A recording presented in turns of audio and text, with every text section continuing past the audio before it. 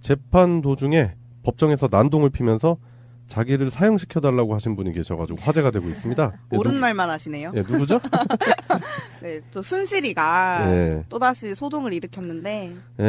최순실이죠. 최순실이 24일에 법정에서 난동을 부려가지고 재판이 중단이 됐어요. 네, 그렇습니다. 처음 법정에 들어오기 전부터 변호인한테 부탁해서 막 약을 좀 먹고 가야겠다. 이러면서 뭐 이렇게 약을 또 먹고 갑자기 법정에서 있다가 갑자기 뭐 책상을 쾅쾅 두드리고 나 여기서 뭐 억울해서 못 살겠어. 빨리 사형시켜줘라고 광광 울었다는. 사형은 맞아요. 제가 봤을 때 형량은 사형 정도로 가야 되는 게 맞는데 실제로 때릴 수 있는 건 무기징역밖에 안 되기 때문에. 그렇죠. 그리고 그렇게 곱게 안 죽이죠 우리가. 그럼요. 그랬더니 기사 반응을 보니까 좀 재밌더라고요. 나열해 놓은 게 있었어요. 최순실 날 사형시켜 줘라 이렇게 돼 있고 바로 옆에 네티즌 뭐 유병 장수하길 말하는 거예요. 너무 재밌더라고요. 이게 법정 모욕죄가 아닌가 막 생각을 했는데 애초에 몸이 별로 안 좋다고 휴식을 먼저 요청을 해서 재판이 휴정되자마자 막 울부짖기 시작한 거래요.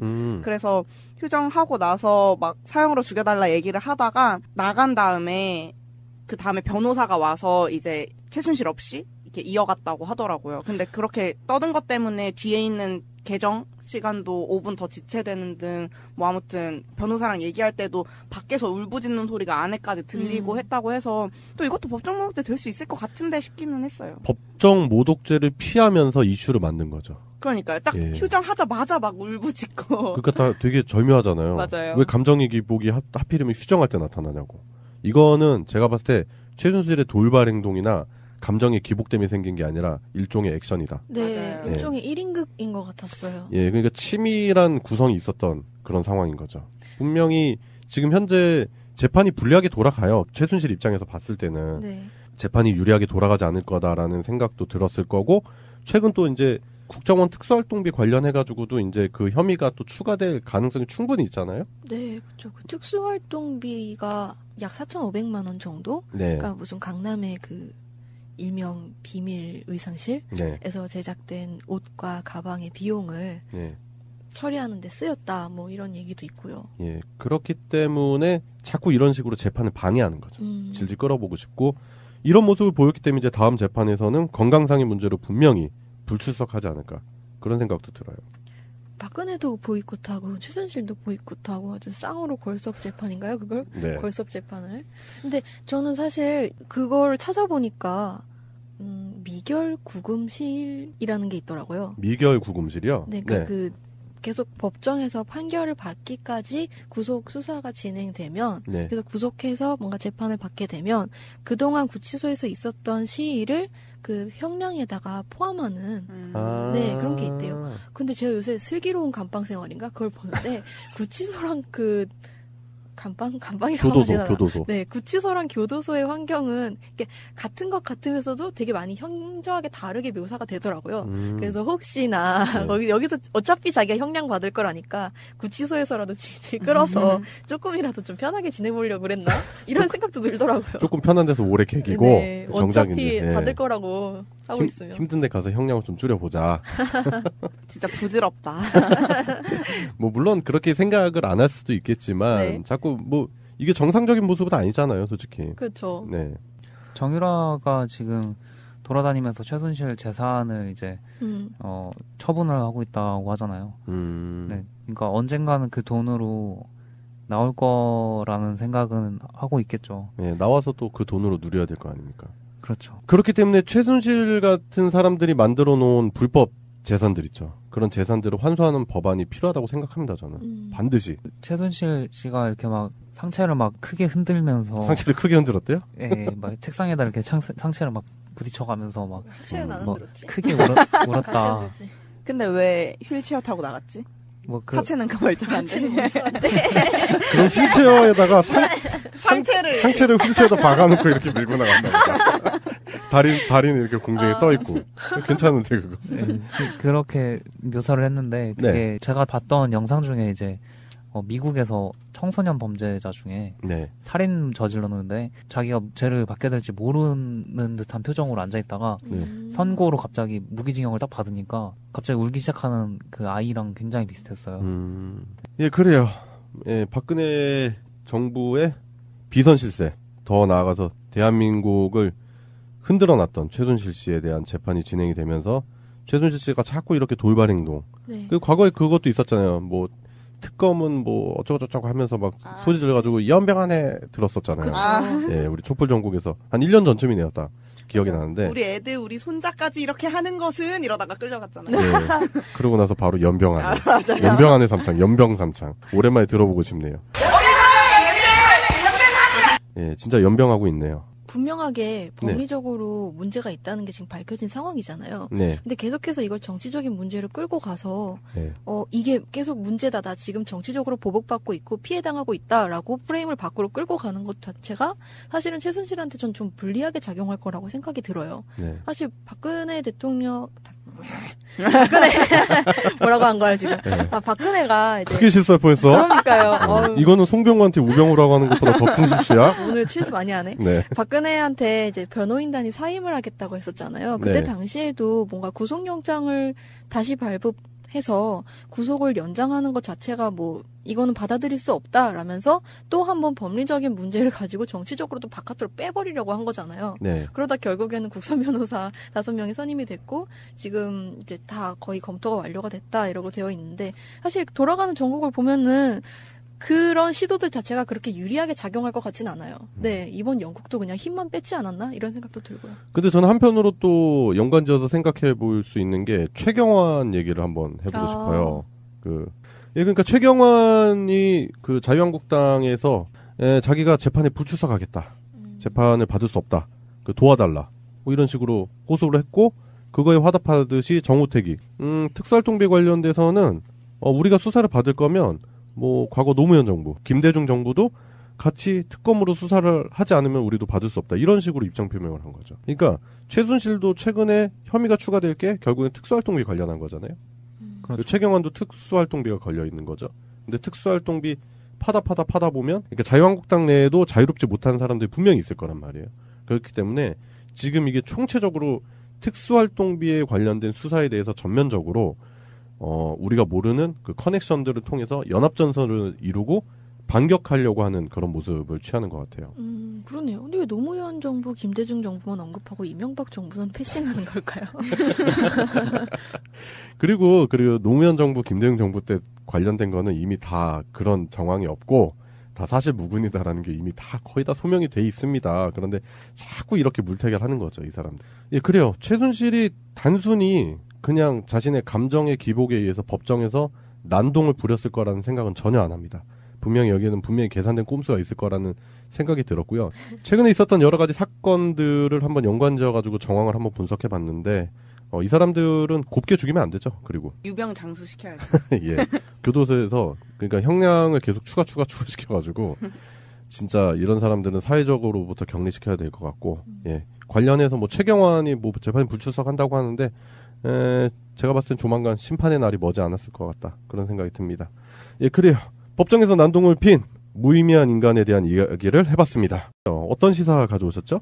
네, 요즘처럼 패딩을 꺼내지 않고는 견딜 수 없는 이런 날씨가 되면 한 번쯤 얘기해보고 싶었던 주제였는데요. 네. 이번 주제는 패션과 윤리, 지속 가능한 패션입니다. 에코 패션이라고도 부를 수 있죠. 지속 가능한 패션이요? 네네. 사실 패션과 윤리 이렇게 딱 얘기해버리면 뻔할 생각이 들 수도 있어요. 동물보호협회. 네, 맞아요. 네.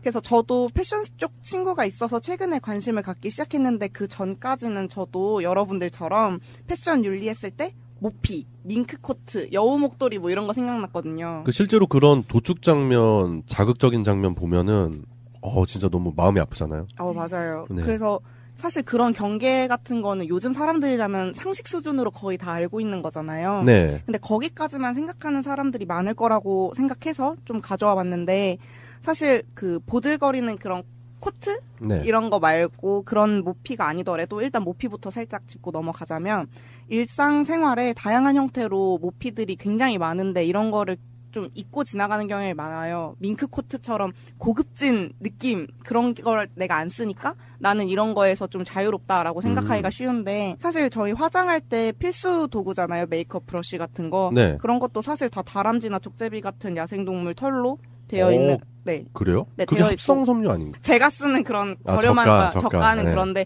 보통 메이크업 브러쉬 하나에 저는 1,000원짜리 쓰는데 한 3만 원, 4만 원 하거든요. 그래요? 네네네. 메이크업 브러쉬에서도 빈부의 격차가 있구나. 네, 저는 다이소를 씁니다.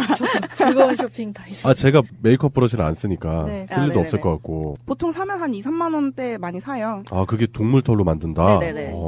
그리고 아까 얘기했던 이 날씨에 빼놓을 수 없는 이 패딩도 다들 아시잖아요. 오리나 거위 털을 쓰는 것도 산채로 이렇게 목이 눌려서 털을 뽑는 걸로 유명하잖아요. 구스다운이나 뭐 덕다운 많이 입잖아요, 요즘. 보통 하나씩은 장만하고 있잖아요. 근데 제가 어렸을 때 기억으로는 오리털 잠바를 가지면 부의 상징. 맞아요. 예, 진짜 예전에 사기 힘들었었거든요.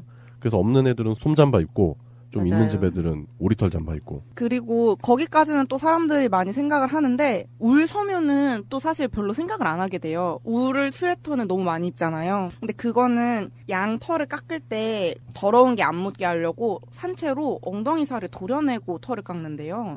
그래요? 그런 경우가 있고 네. 그리고 마지막으로 제가 몰랐던 건데 겨울철에 앙고라 니트, 앙고라 양말 이런 거 유명하잖아요. 앙고라. 저는 앙고라가 제조 방식인 줄 알았어요. 털이 부들부들하길래. 나는 그 어느 나라의 지방 이름인 줄 알았는데.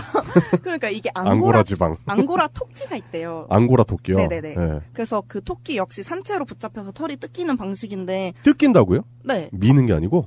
네, 뭐 어쨌든 산채로 그렇게 동물이 학대가 되는 거죠. 그러니까 이게 반대로 한번 생각을 해보면 우리가 다른 개체에 의해서 산채로 머리털이 뜯긴다고 생각해보면 될 것 같아요. 그래서 외계인들이 그걸로 목도리 짜입고. 그러니까 머리털 뜯긴다고 생각해봐요. 가다가 잡혀서 옷도 벗겨지고 머리털도 뜯기고. 옷만 벗기면 되는데 털이 다 뽑힌다고 생각해봐요. 네. 좀 그렇지. 무섭죠. 네. 그래서 이렇게 모르는 새에 소비데스 모피는 가장 가시적인 예시일 뿐이고 사실 패션 산업 자체가 근본적으로 또 구조적으로 여러 문제를 만들어내고 있어요. 이게 아무리 멋있는 최신 트렌드에 막 디자인 막 번쩍번쩍하고 이런 패션이더라 하더라도 어쨌든 다 전통적인 산업, 그러니까 면농사랑 뭐 양사육, 섬유 제조, 염색 공정 같은 전통적인 산업이 베이스에 되어 있기 때문에 그런 작업이 나오는 건데 사람들이 그 화려한 외면 때문에 그걸 되게 쉽게 망각하거든요. 되게 패션쇼를 보고 사람들이 디자이너가 바느질하는 모습, 막 재단하는 모습을 상상하지 뭐 양털이 뜯기거나 뭐 이렇게 염색 공정, 섬유 공정을 생각하진 않잖아요. 그렇죠.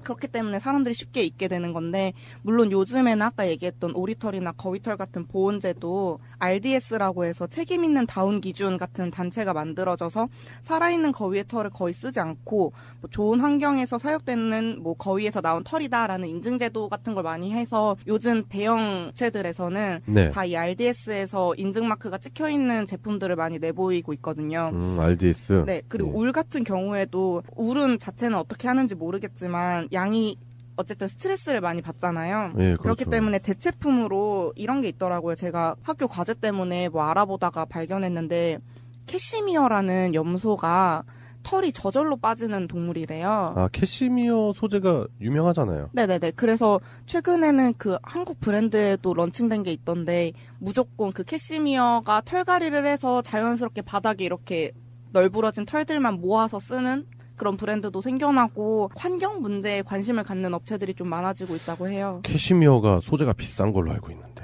그럼요. 쉽게 이렇게 서민들이 접할 수 있는 옷은 아닌 걸로 알고 있는데 그런 부분도 생각을 해봐야 될 것 같아요. 그러니까 그 옷의 대중성이라고 해야 되나요? 그러니까 맞아요. 소재에 따라서 그 선택할 수 있는 범위가 많이 좁혀지잖아요. 맞아요. 네. 맞아요. 그런 문제가 있죠. 그렇기 때문에 이 패션 산업 문제가 굉장히 근본적으로 고쳐지기가 힘든 거예요.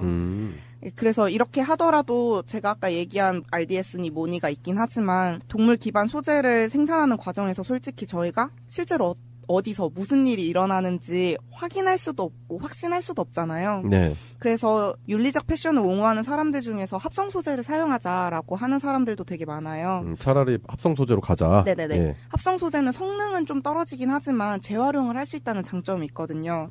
그래서 재활용 합성 섬유 생산은 일반 생산에 비해서 자원 소비도 굉장히 적거나 온실가스 배출도 낮고 이미 널려있는 그런 쓰레기들을 없애는 데도 도움이 된대요. 재활용이 되니까. 네. 네, 근데 이렇게 쉽게 친환경적인 정답이 이렇게 딱 나와버리면 그럼 다 우리 뭐 그거 쓰면 되잖아 라고 해버리는 게 말이 안 되잖아요. 그렇죠. 그렇게 될 거였으면 진작에 다 고쳐졌겠죠. 근데 이렇게 환경을 생각하는 합성 섬유를 사용하는 일이 적극적인 재반 활동이 기반에 있어야 되는데 굉장히 더 높은 비용을 지불을 해야 되고 그리고 안 입게 된 옷들을 그냥 버리거나 집에 두면은 아무런 뭐 재활용 효과가 없잖아요. 그런 거를 제대로 된 기간에서 수거를 하고 또 제대로 된 순환 사이클이 계속 이루어져야지만 이게 효과가 있는 방법인 거예요. 합성 섬유를 쓴다는 것도. 네. 네, 그래서 오히려 그 순환 사이클에서 벗어나 버리면 오히려 수거에 훨씬 더 큰 사회적 비용이 들게 되기 때문에 문제 해결이 되지 않죠. 그래서 뭐 사람들이 나는 뭐 모피나 동물을 괴롭히는 짓을 하지 않겠어. 나는 이제 동물 친화적인 옷만 입을 거야 라고 말을 한다고 하더라도 옷 한 벌을 만들 때 나오는 뭐 쓰레기, 이산화탄소, 물의 소비 이게 사실 엄청 뜬구름 잡는 소리 같지만 옷은 다시 한번 생각해보면 전 세계 사람들이 다 입잖아요. 옷장이 막 터져나가잖아요. 한 사람당. 아마존 쪽은 좀 뭐 그거는 차치하더라도 아마존이랑 아프리카 일부 지방 쪽은 아직까진 네 그렇긴 하지만 어쨌든 옷 생산량 자체가 정말 어마어마하고 생산 지역도 세계 곳곳에 광범위하게 흩어져 있기 때문에 한 번쯤은 생각해봐야 되는 문제거든요. 이 문제는 미세먼지나 황사, 뭐 지구온난화 뭐 빙하 이런 문제들이 한 회사나 한 개인이 절대로 해결할 수 있는 문제가 아닌 것처럼 패션 산업도 예외가 아니라는 얘기를 하고 싶은 거죠. 네, 그래서 최근 미국이 탈퇴 선언을 했던 파리 기후 협약으로 이어지는 범국가적인 노력에 동참할 필요성이 더욱 커진 건데 이제 여기서 지속 가능한 패션이 나오는 거죠.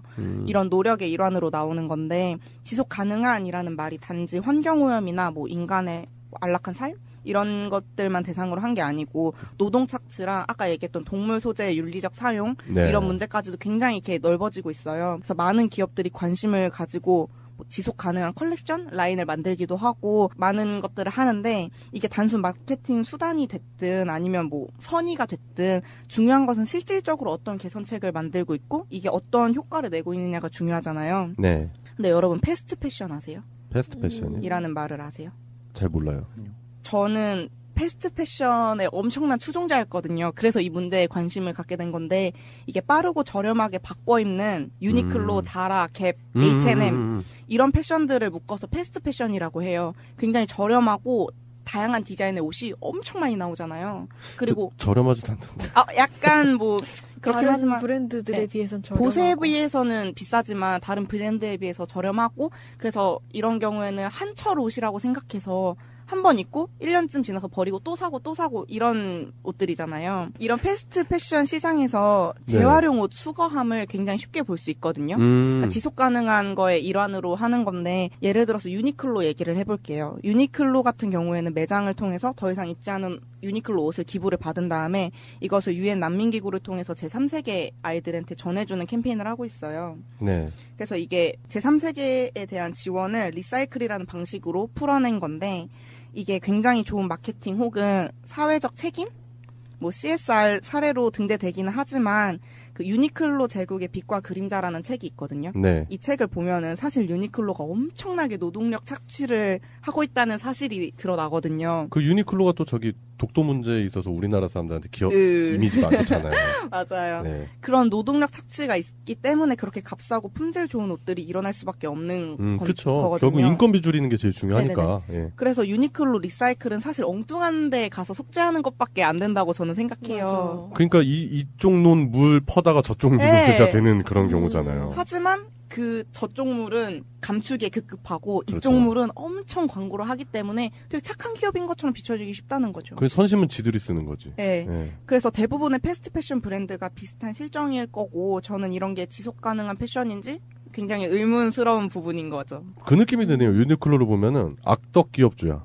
완전히 진짜. 네, 맞아요. 너네 야근 뭐 수당 이딴 거 없어 그러면서 막 채찍만 앉았지 악덕 기업주인데 그 사람이 연말 되면 이렇게 산타클로스처럼 같은 데 가가지고 선물 들고 가서 사진 한 방 빵 찍어가지고 지역신문에 나는 뭐 그런 거랑 비슷하네요. 네, 유니클로 매장에 가면 다들 느끼실 거예요. 이렇게 수건도 딱 있고 막 되게 유엔 난민 뭐 약간 이런 좀 느낌. 스마트해 보이기도 하고 막 그렇잖아요. 네, 맞아요. 합리적인 그런 걸 어필하니까 좀 약간 거부감이 들기도 하지 않아요? 그리고 유니클로 소비량에 비해 생각해보면 그걸 다 기부를 받아서 제3세계 애들한테 보낸다? 그럼 제3세계 애들 되게 더워할 것 같지 않아요?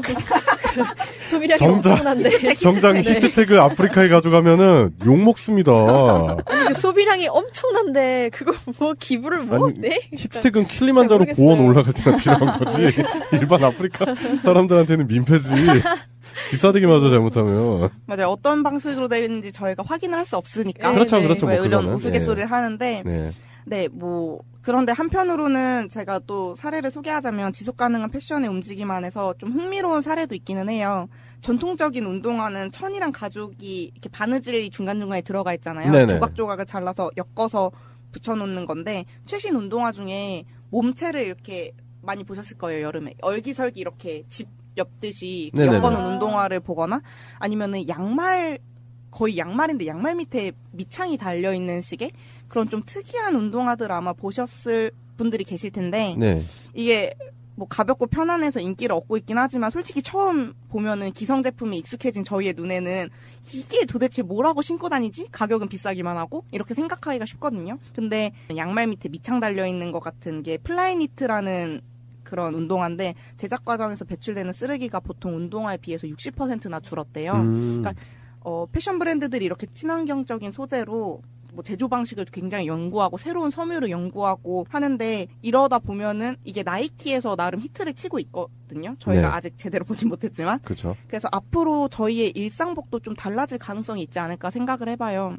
쓰레기가 덜 나오는 방식으로 디자인되고 소재나 재봉 방식 자체가 아예 생각지도 못한 방법으로 바뀌게 되면은 그리고 저희가 그런 거에 지속 가능한 패션에 계속 관심을 갖게 되면 이런 게 또 하나의 유행이 돼서 사람들이 굉장히 에코 패션 이 하나의 트렌드가 되는 거죠. 그래서 그런 식으로 가게 되면은 좀 좋겠다라는 생각을 했어요. 네, 그래서 아무튼 복잡한 얘기기는 하지만 결론을 내리자면 결국에 이런 문제들이 옷을 너무 많이 사고 너무 많이 버려서 비롯된다는 거예요. 패스트 패션이 생겨난 다음에 그 패션이 소비되고 생산되는 주기가 되게 빨라졌다고 들었어요. 훨씬 빨라졌다고. 네, 그래서 그만큼 소비랑 뭐 이렇게 만들면서 생겨나는 오염 같은 것도 훨씬 더 많아진 거라고 생각할 수 있거든요. 맞아요. 그 새로운 소재와 옷을 만드는 건 아무리 친환경적이라고 하기는 해도 당장의 문제를 악화시키기 때문에 그러니까 이걸 듣는 여러분들이 뭔가를 하고 싶으시다면